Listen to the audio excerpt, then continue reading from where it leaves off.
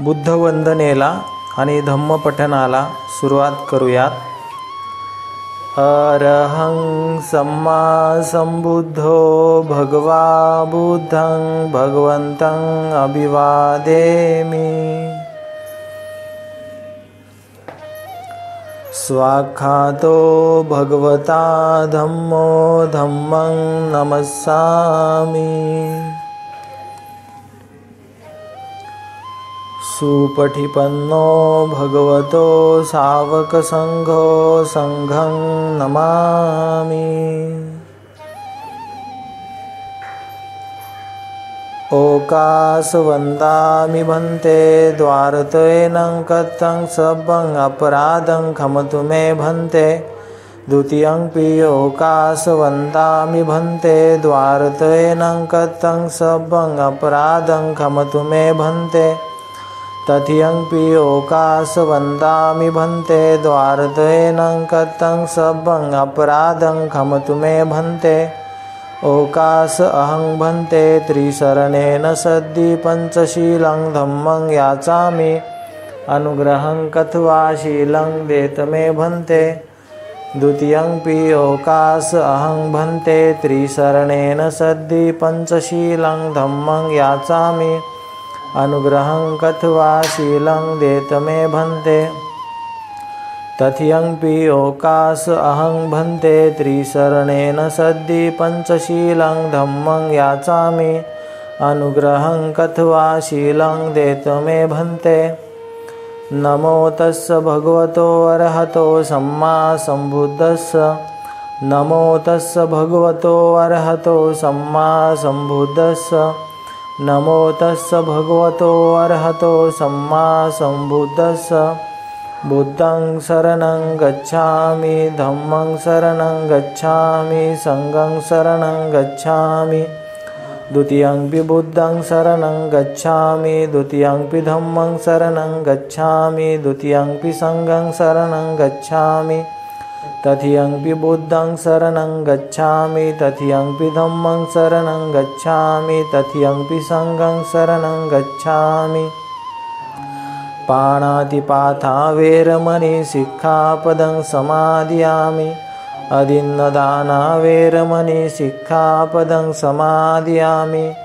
कामेषु मिच्छचारा वेरमणि सिक्खापदं समादियामि. मुसावादा वेरमणि सिक्खापदं समादियामि. सुरामेरयमज्जपमादठाना वेरमणि सिक्खापदं समादियामि. साधु साधु साधु. वनगंधं गुणपेथं एथं कुसुमसंतति. पूजयामि मुनिन्दस्य श्रीपादसरोरहे. पूजेमि बुद्धं कुसुमेन नैनं पुह्येन मेथेन लभामि मोक्षं. पुष्पमिलायति यथा हिन्दमे कायो तथा याति विनाशभावं. गन्धसंभारयुतेन दीप्तेन सुगन्धिना पूज्ये च पूजनीयन्तं पूजाभाजनमुत्तमं. घनसारपदितेन दीप्तेन तं दनशिनातिलोकदीपं संबुद्धं पूजयामि तमोनुन्दं. सुगन्धिकाय वदनं अनन्तगुणगन्धिना सुगन्धिना गन्धेन पूजयामि तथागतं. बुद्धं धम्मं च संघं सुगततनभवा धातुवधातुगभ्ये. लंकाय जम्बुदीपेति दशपुरवरे नागलोके च धूपे. सभ्यबुद्धः सबिम्बे सखलदशदिशे केशलोमादिधातुवन्दे. सभ्येऽपि बुद्धं दशबलतनुजं बोधिचेत्यं नमामि. वन्दामि चेत्यं सब्बठानेषु प्रतिष्ठितं. शारीरिकधातु महाबुद्धि बुद्धरूपं सकलं सदा. एष मूल्ये निशिन्नो वसभारी विजयखापत्थु सबयुतं सत्ता वन्दे तं बोधिपादपं. इमे हेते महाबोधि लोकनाथेन पूजिता. अहं पिते नमस्सामि बोधिराजा नमस्तुते. बोधिराजा नमस्तुते. बोधिराजा नमस्तुते. इतिपिसो भगवार्हं सम्मा संबुद्धो विद्याचरण संपन्नो सुगतो लोकविदु अनुत्तरो. पुरुषधम्म सारथि सत्था देव मनुष्यानं बुद्धो भगवाति. बुद्धं जीवितपर्यन्तं शरणं गच्छामि हेच बुद्धातीताच हेच बुद्धानागता पचुपन्नाच हे बुद्धा वंदामि सब्बधा नत्थि मे शरणं आयं बुद्धो मे शरणं वरं एतेन सच्चवज्जन होतु मे जय मंगलं उत्तमंगेन वन्देऽहं पादपशुवरुत्तमं बुद्धेयो खलितो दोषो बुद्धो खमतु तं मम एंकिंचिरथनं लोके विज्यति विविधापथु रथनं बुद्ध समानथि तस्मा स्वत्ति भवन्तु मे यो सन्निशिन्नो वरबोधि मूले मारन् ससैना महन्ति विजत्वा सम्बोधिमागच्छि अनन्तयानो लोकोत्तमोतं पनमामि बुद्धं स्वाख्यातो भगवता धम्मो सन्दिष्टिको अकालिको यहि पशिको अपनायको पच्यतं वेदितभो वियुहिति धम्मं जीवितपर्यन्तं शरणं गच्छामि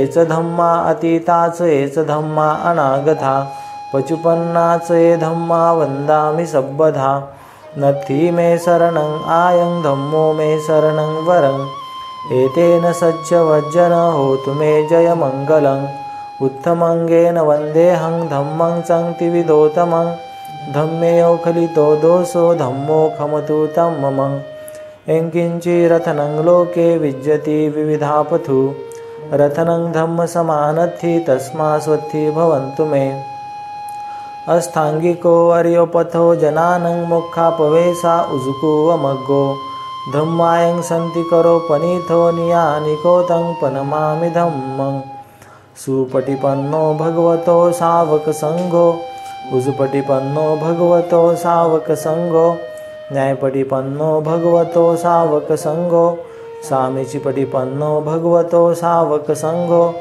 अधिदं चत्तारि पुरिसयुगानि अट्ठपुरिसपुग्गला एष भगवतो सावक संघो आहुनय्यो पाहुनय्यो दक्षिणय्यो अंजलिकरणियो अनुत्तरं पुय्यं खेतं लोकसाहति संघं जीवितपर्यन्तं शरणं गच्छामि एच संघा अतीताच एच संघा अनागता पचुपन्नाच ये संघा वन्दामि सब्बधा नत्थि मे शरणं आयं संघो मे शरणं वरं एतेन सच्चवज्जन होतु मे जय मंगलं उत्तमंगेन वन्देऽहं संघं संक्तिविदोतमं संज्ञेयो खलितो दोषो संघो खमतु तं मम एंकिंचिरथनं लोके विज्यति विविधापथु रथनं संघसमानथि तस्मा स्वत्ति भवन्तु मे संगो विशिद्धो वरदक्षिणीयो सन्तीन्द्रियो सब्बमलपहनियो गुणे हिणेखि समेधिपथो अनासो तं पनमामि संगं इमाय धम्मानुधम्मपटिपथ्या बुद्धं पूजयामि इमाय धम्मानुधम्मपटिपथ्या धम्मं पूजयामि इमाय धम्मानुधम्मपटिपथ्या संघं पूजयामि अद्धायिमाय पटिपथ्या जातिजरा मरणं महापरिमुञ्च स्वामी इमेन पुय्यं कमे नमामे बाले समागमो सतं समागमो होतु यावनिब्बानपथ्या देव वसन्तु कालेन सस्यसम्पत्ति हेतु स फीतो भवतु लोक स राजा भवतु धम्मिको सकलविजं विदुर्यानं देवरूपं सुजीव निमलचक्षु गम्भीरगोसं गौरवर्णं सुखाय अभयचित्तं निभयकामं सुरतधम्मं सुपेम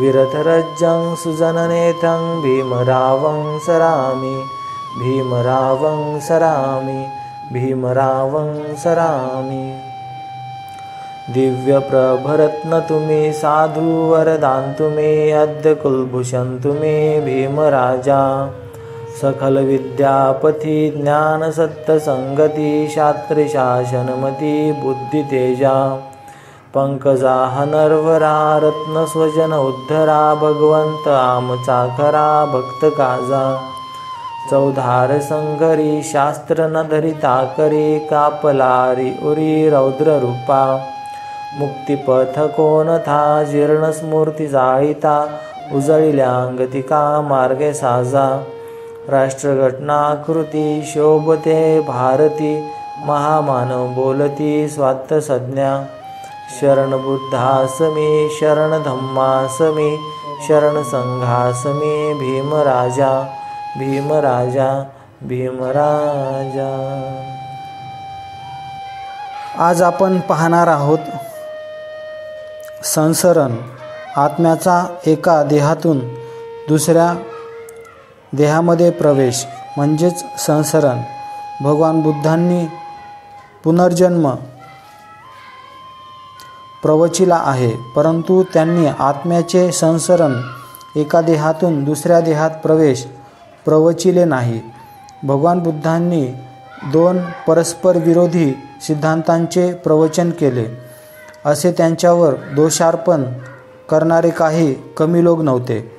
असे टीकाकार प्रश्न करीत की संसरणाशिवाय पुनर्जन्म कसा शक्य आहे, ते म्हणत आणि इथे तर संसरणाशिवाय पुनर्जन्माची गोष्ट केली आहे, हे संभवनीय तरी आहे काय? परंतु बुद्धाच्या सिद्धांतात परस्पर विरोधी असे काहीच नाही। संसरणाशिवाय पुनर्जन्म शक्य आहे, हे सर्व नागसेनाने राजा मिलिंदला दिलेल्या उत्तरात चांगल्या प्रकारे स्पष्ट केले होते। बॅक्ट्रियाचा राजा मिलिंद याने नागसेनाला विचारले, भगवान बुद्ध संसरण मानित होते काय? नागसेनाने उत्तर दिले, होय, यामध्ये परस्पर विरोधी नाही काय?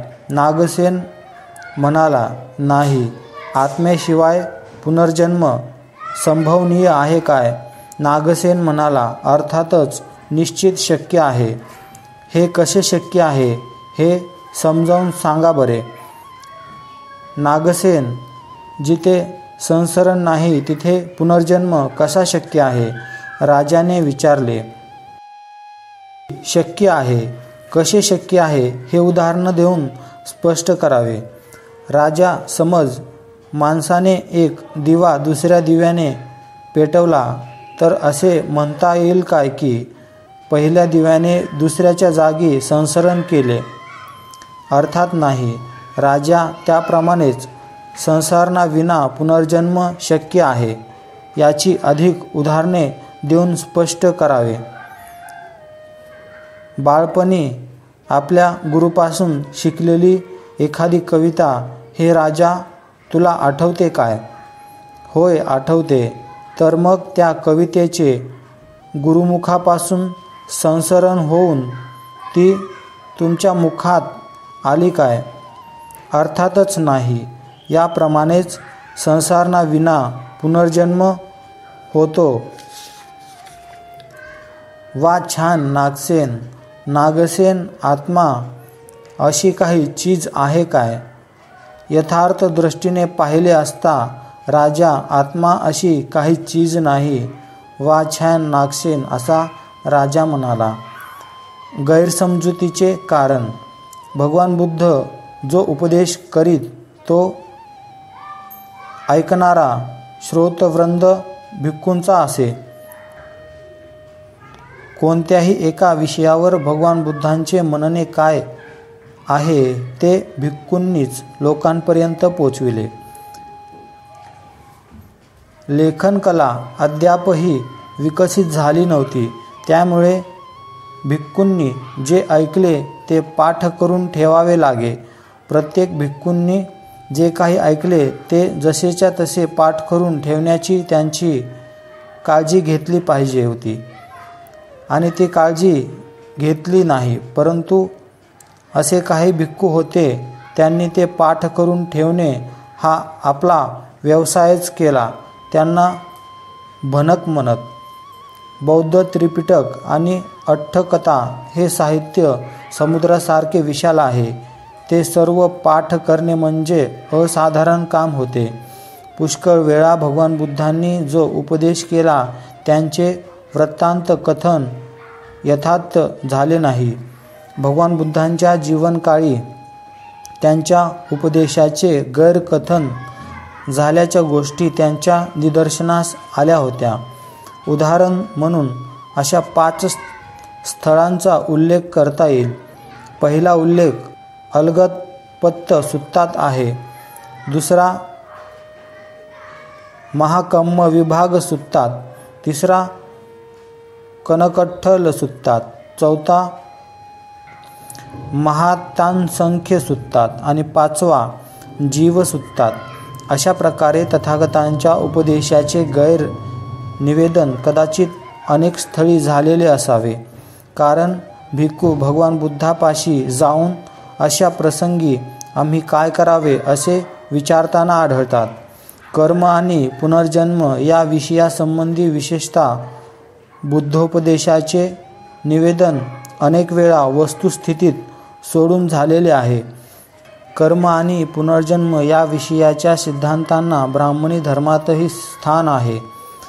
याचा परिणाम असा झाला की ब्राह्मणी सिद्धांत सहजत्या बौद्ध धर्मात घुसडता आले. यासाठी त्रिपिटकात जे बुद्धवचन म्हणून मानले गेले आहे ते बुद्धवचन आहे असे मानताना फार सावधगिरी राखली पाहिजे. यासंबंधी एक कसोटी विद्यमान आहे. भगवान बुद्धांच्या बाबतीत एक विधान निश्चितपणे करता येते की बुद्धीला विसंगत आणि तर्काला सोडून आहे ते बुद्धांचे नव्हे.